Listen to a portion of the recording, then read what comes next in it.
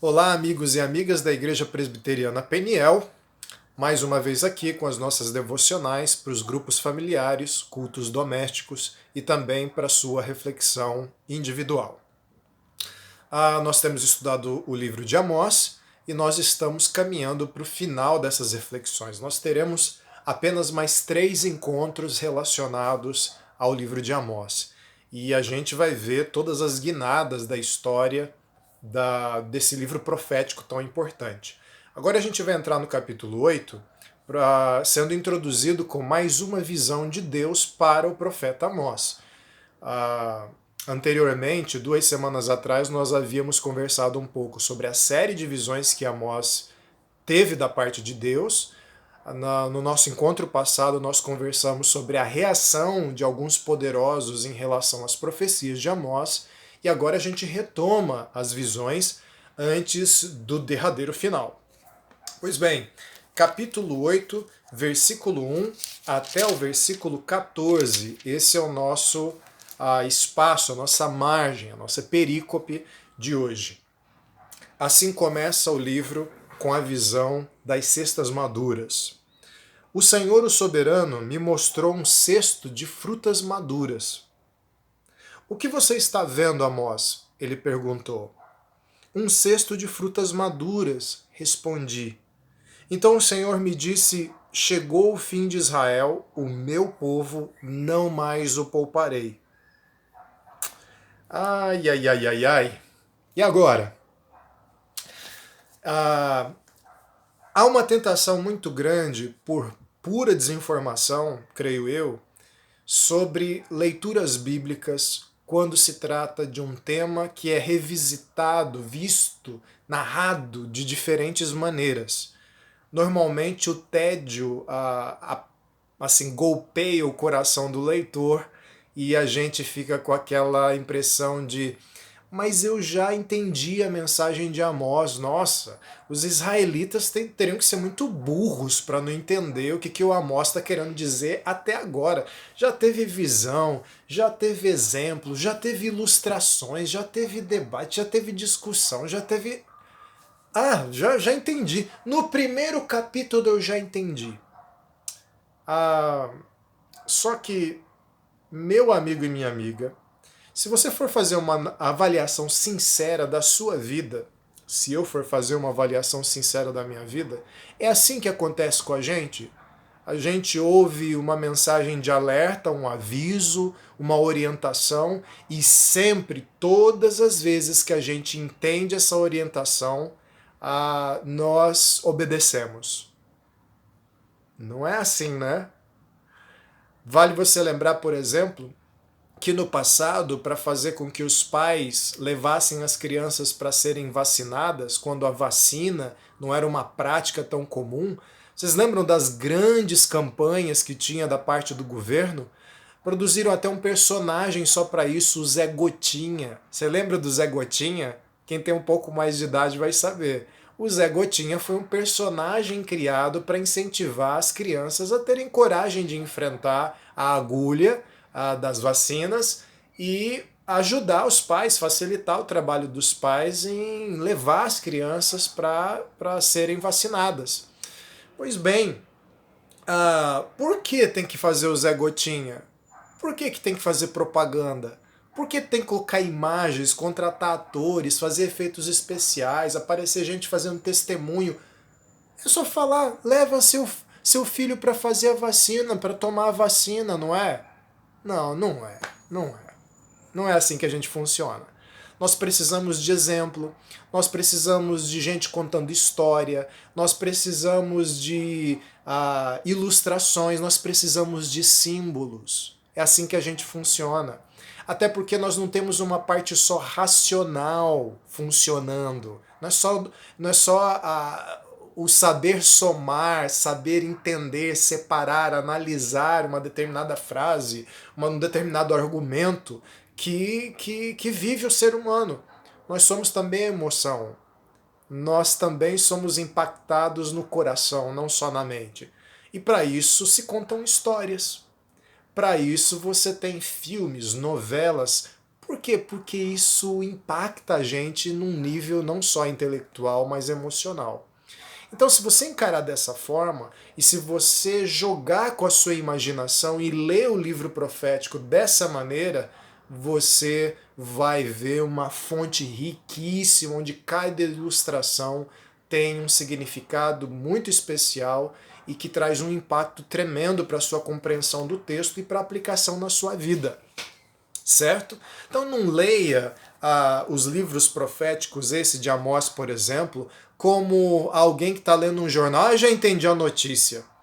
Deixa eu ir para a parte final. Não, não, não, não. Isso vai fazer você esquecer a mensagem de Amós rapidinho. Na verdade, você tem que entrar nessas imagens, você tem que se deixar contagiar por esses símbolos.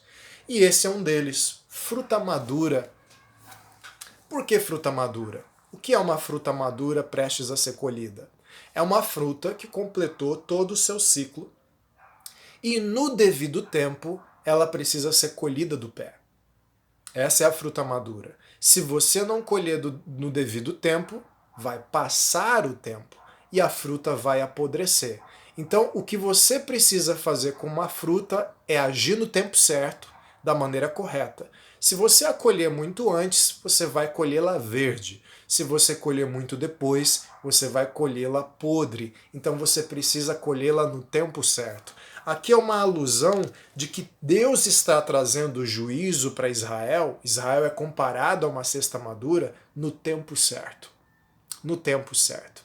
E esse tempo do ciclo significa que Deus não é apressado demais, mas também ele não é lento demais. Ele é preciso. Mas também nos mostra que Deus é misericordioso. Você sabia que dá para aplicar essa compreensão aqui nessa imagem da cesta de frutos maduros? Por que eu estou dizendo isso?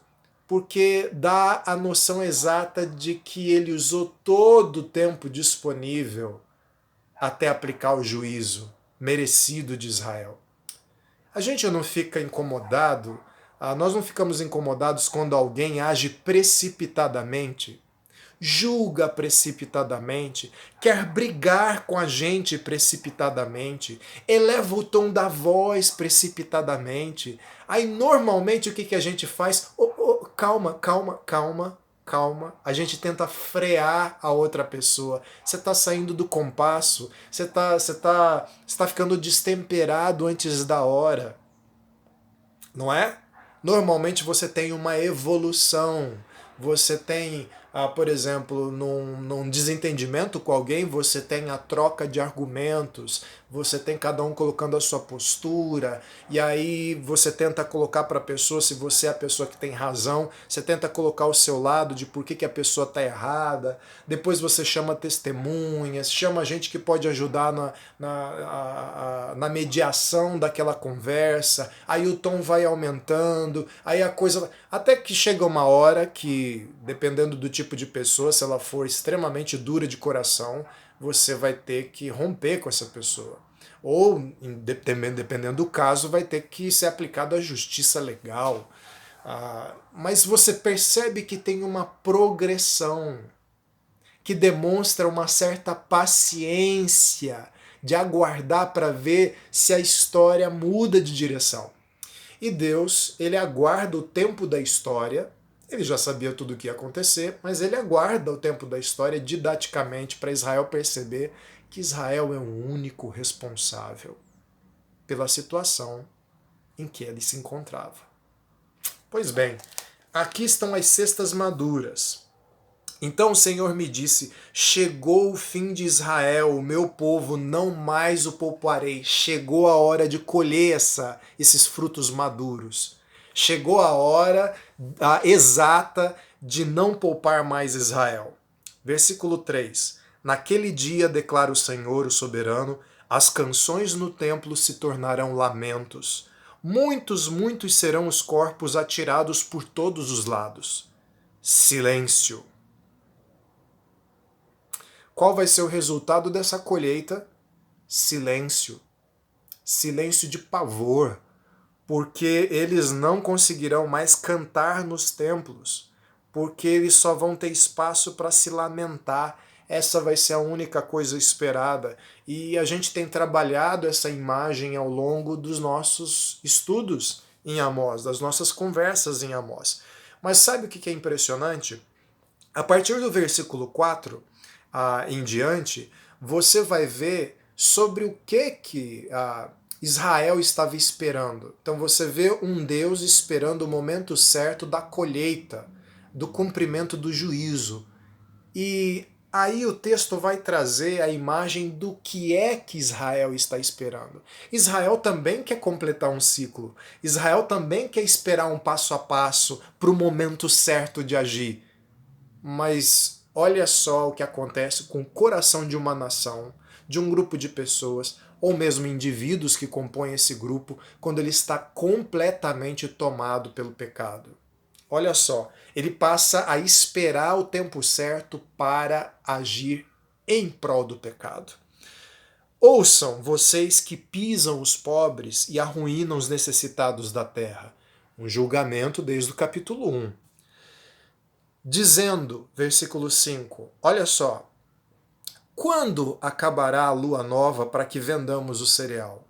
E quando terminará o sábado para que comercializemos o trigo, diminuindo a medida, aumentando o preço, enganando com balanças desonestas e comprando o pobre com prata e o necessitado por um par de sandálias, vendendo até palha com o trigo. Então, o anseio de Israel é quando vai chegar a hora da gente lucrar em cima do outro, da gente trapacear nas balanças. Misturar palha com prata, com trigo. Palha com trigo significa que a pessoa está comprando com seus parcos recursos o seu alimento do dia a dia e descobre que misturado ao açúcar tinha cal, que aquele suco de uva que você estava comprando achando que era 100% integral era um suco de uva que tinha boa parte da composição de corante e de outros produtos industrializados. Não é isso que, por exemplo, a gente vê volta e meia acontecendo no mercado? Uma empresa A, B ou C que é punida por causa da fiscalização porque ela estava vendendo gato por lebre. Tudo para conseguir mais lucro por um preço de produção mais barato. Pois bem, Israel estava aguardando ansiosamente isso enquanto Deus aguardava o juízo. Deus aguardava a cesta de frutos maduros.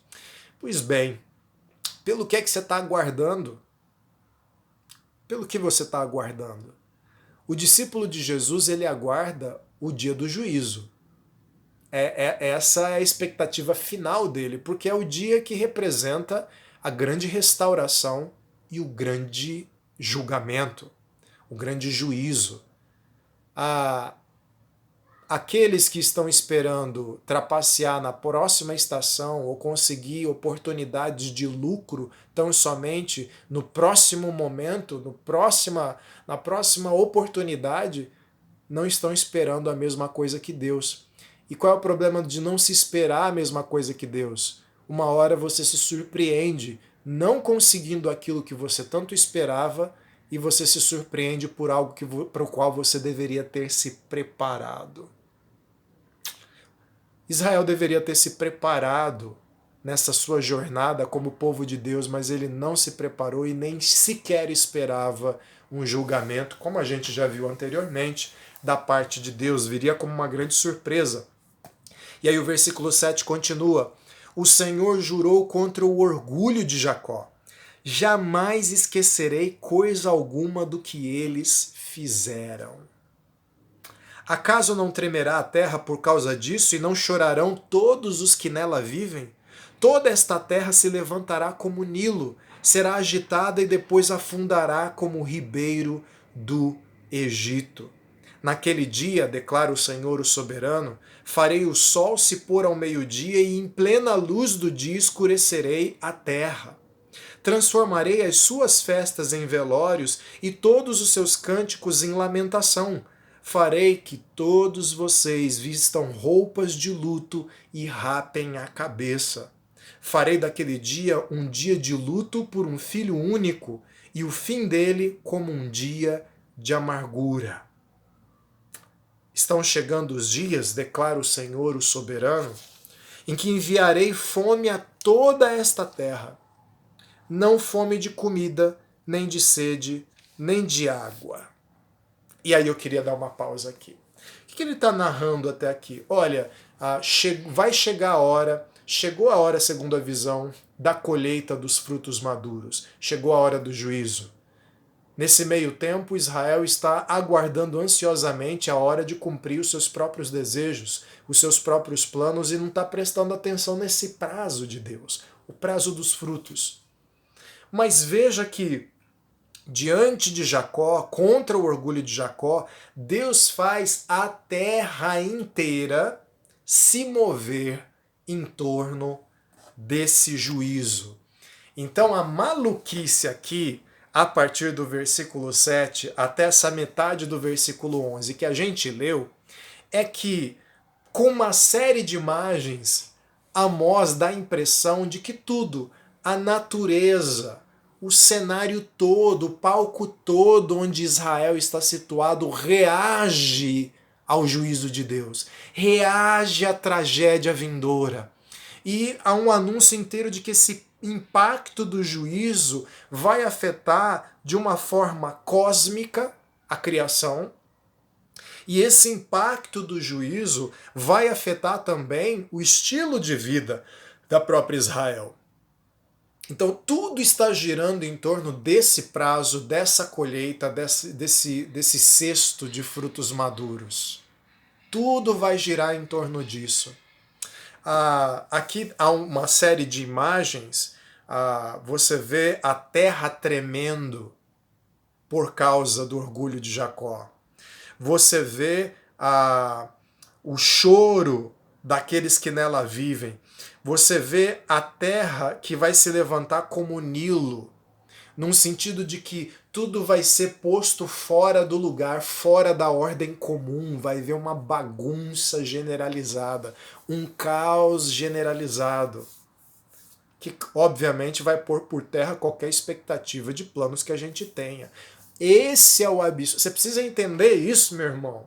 Você precisa entender isso, minha irmã, para entender quando você contempla de uma forma séria essa imagem, você vai compreender quão vazios são os nossos planos quando eles remetem à nossa pequenez de dinheiro, de carreira, de emprego, de boleto, de viver a nossa vidinha, essa rotininha nossa, ela perde sentido diante de uma grandiosidade como é o evento de um juízo, o evento do cetro de Deus, da presença de Deus trazendo juízo, trazendo uma reviravolta na história.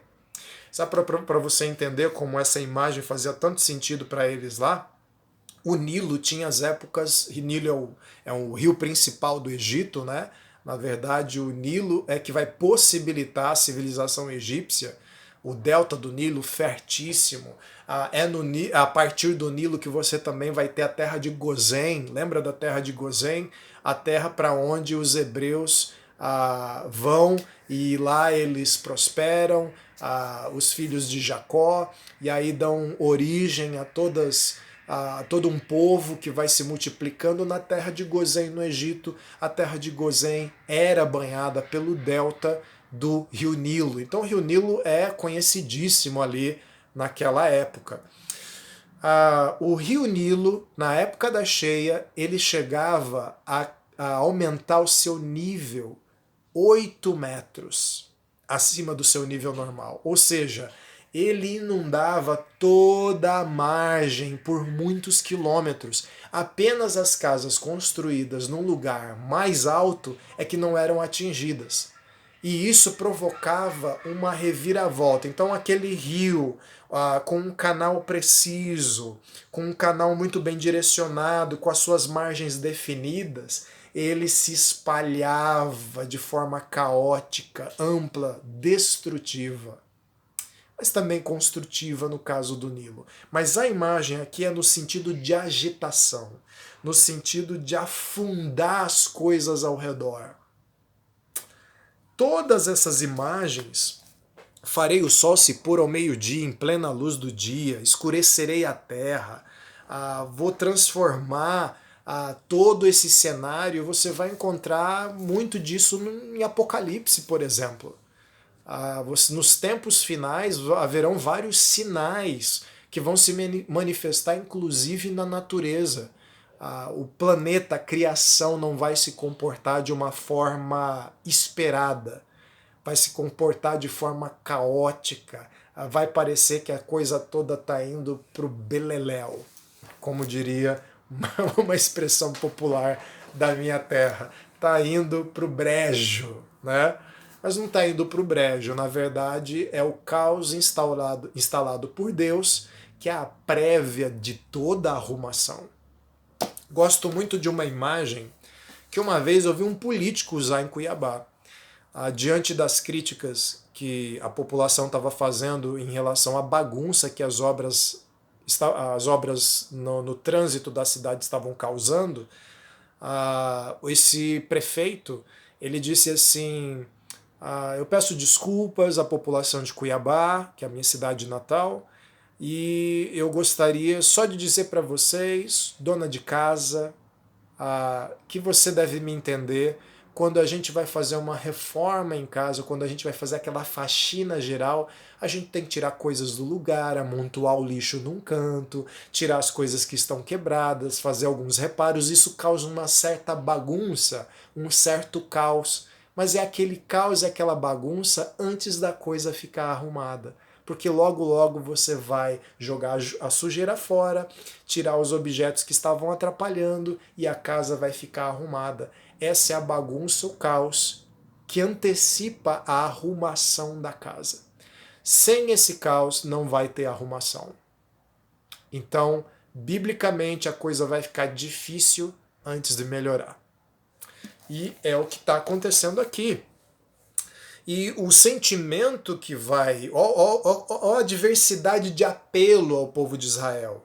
Ó a amplitude das ilustrações. Ele vai comparar esse tempo com o tempo de luto e de raspar a cabeça em sinal de luto, uma expressão daquele tempo. E ele vai falar assim no versículo 9: farei daquele dia um dia de luto por um filho único, e o fim dele, desse dia, como um dia de amargura. Perder filho já é ruim. Perder o único filho é pior ainda. Por quê? Porque naquela época o filho era a aposentadoria dos pais. Não tinha INSS, não tinha ONGs, não tinha ajuda governamental, não tinha seguro saúde, não tinha seguro de vida.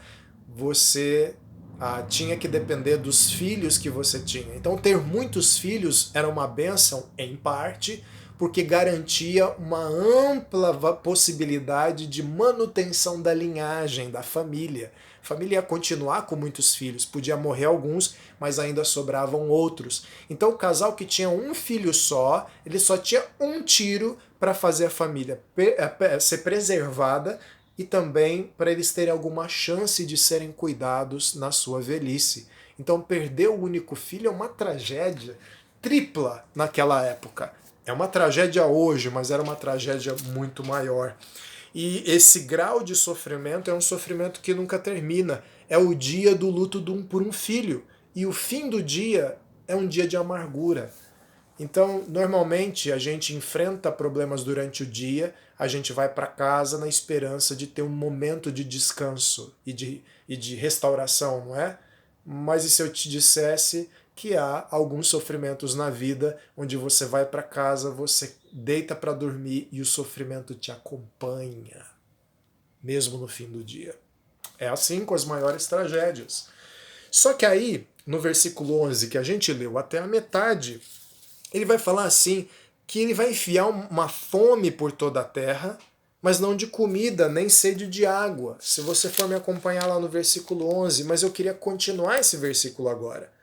Mas o que eu vou mandar? Fome e sede de ouvir as palavras do Senhor. Olha só, os homens vaguearão de um mar a outro, ampla procura, de norte ao oriente, buscando a palavra do Senhor, mas não encontrarão. Eles vão fazer um esforço que não fizeram antes, mas vão fazer um esforço redobrado para ir até onde for necessário para encontrar a palavra do Senhor, mas não encontrarão. Naquele dia, as jovens belas e os rapazes fortes desmaiarão de sede. Quem se considera forte e firme vai se descobrir fraco. Aqueles que juram pela vergonha de Samaria e os que dizem juro pelo nome do seu Deus, ó Dan, uma tribo de Israel, ou juro pelo nome do Deus de Berseba, uma cidade, cairão para nunca mais levantar.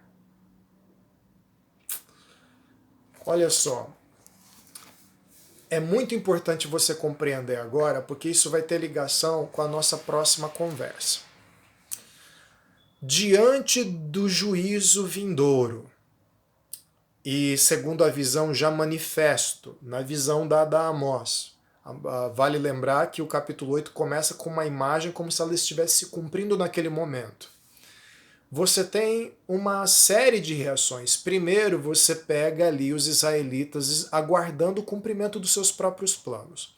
Os planos são frustrados. A terra inteira se transforma em algo rebelde, se transforma num cavalo selvagem que não dá para ser montado nem domado. A revelia da vontade dos israelitas. E aí você tem uma primeira reação diante disso que é: vamos buscar ao Senhor. Agora que a gente está vendo que está tudo caindo por terra, vamos buscar ao Senhor. Mas eu me lembro das nossas conversas até esse momento, das nossas devocionais em Amós, que você deve se recordar de quando mencionei do ponto sem volta, o ponto sem retorno. Aquele ponto onde Deus decide não mais aguardar o arrependimento de Israel, o arrependimento do povo de Deus. E ele vai fazer aquilo que ele se propôs a fazer. Não interessa o que aconteça. E é isso que ele está dizendo aqui. Existe um momento onde a gente busca a palavra do Senhor tarde demais para evitar consequências. A gente busca a palavra do Senhor tarde demais para evitar consequências. A gente evita a palavra do Senhor nas nossas finanças, até que seja tarde demais para evitar as consequências na sua vida financeira.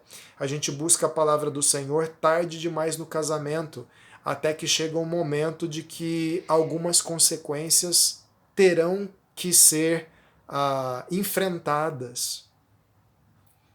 Falando de casamento, eu me lembro muito bem de conversar com vários casais onde você tem aquela imagem do homem ou da mulher que poderia ter evitado um caso conjugal, extraconjugal, e em diversas situações eles poderiam ter recorrido à palavra de Deus, obedecido à palavra de Deus, não fizeram, se expuseram ao risco, acabaram se envolvendo com uma pessoa e esse caso foi descoberto.